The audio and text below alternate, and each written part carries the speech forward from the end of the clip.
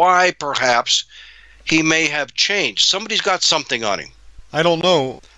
I'm hoping for my theory to come to pass, that he's going to give the people that want it what they want, but the rest of us who don't, give us a way out. Now, this email just came in today. I'm not going to mention the name. I don't have it anyway, but people say it's not so bad in Australia. Well, here's a sister in Australia, Terry. Here's what she wrote. May I read it to you? Go ahead. It says, now, the mess says the grammar is not the best, so here we go. It's real bad, brother.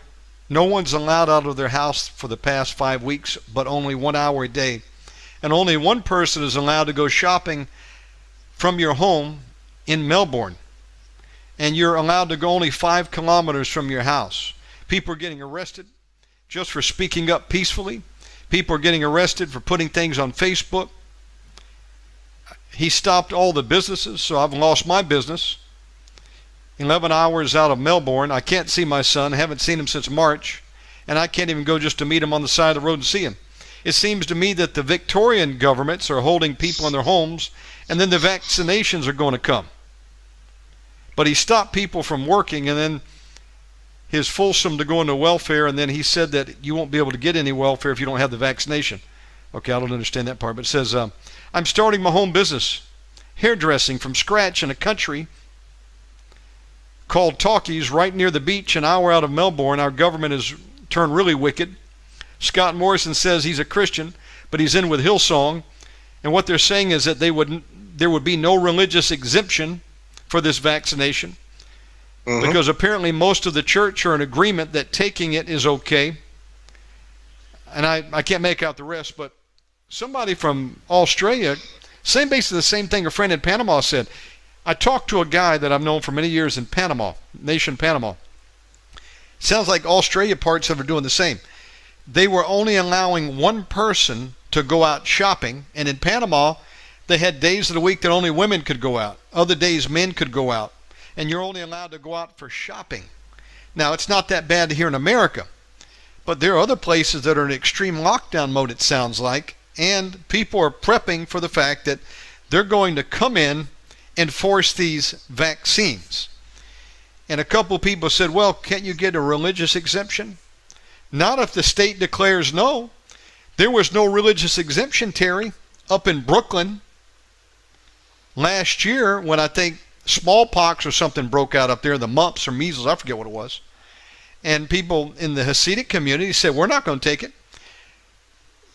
The government over there, whether it was the mayor or the governor, I can't recall, forced those Jewish people to get that shot.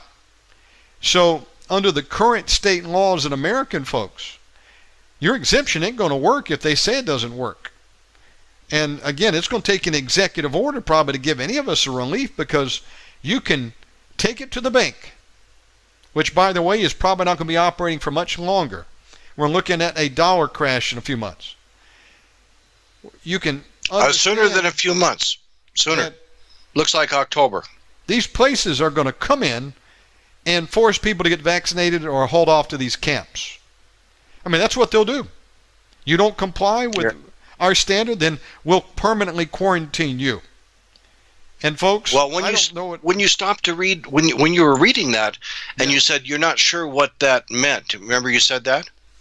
Right. Well, I'm pretty confident what she meant was, unless you have a vaccine passport, you will get no government aid and no government licenses to do whatever you want to do, go shopping or whatever, without that vaccination passport, as Bill Gates calls it. Yes.